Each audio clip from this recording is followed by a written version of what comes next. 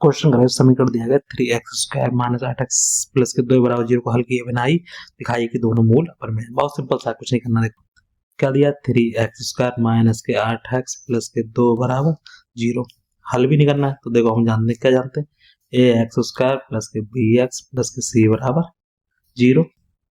ठीक, a का मान कितना आ गया, 3 आ गया, b का मान कितना माइनस के 8 आ गया, c का मान कितना आ गया 2 आ गया। हम जानते क्या जानते, d बराबर होता है b² माइनस के 4ac।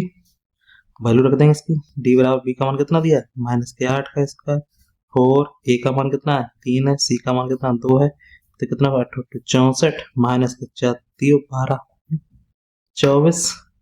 तो d बराबर क्या बच गया हमारे पास, 4 में 4 गया 0 और 6 में से 2 गया 4। d का मान कितना आ गया 40। ठीक है, इसका मतलब ये मान कैसा आया, धनात्मक आया। तो ये क्या हो जाएगा हमारा, ये हो जाएगा मूल हमारे कैसे हो जाएंगे, d क्या है पढ़ा है 0 से, कैसे हो जाएंगे मूल वास्तविक होंगे। क्या हो जाएंगे, मूल वास्तविक होंगे। संगम क्या होगा, क्योंकि हमें दिखाइए कि बिना दिखाइए कि दोनों को मूल कैसे हो अपर में हो।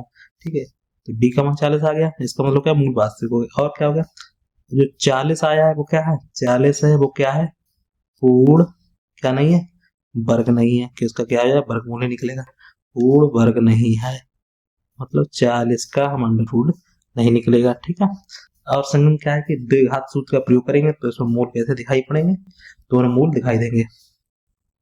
द्विघात जब हम सूत्र का प्रयोग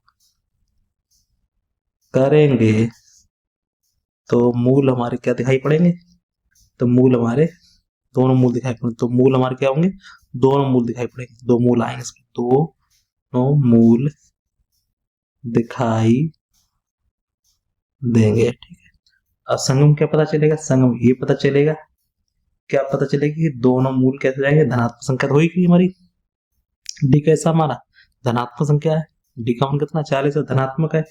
ठीक है, डी हमारी क्या है 40 है, ये कैसे हमारा धनात्मक है। ठीक है, धनात्मक है तो क्या हो जाएगा, तो दोनों वास्तविक कैसे होंगे, तो दोनों वास्तविक तथा कैसे होंगे, भिन्न मूल होंगे, दोनों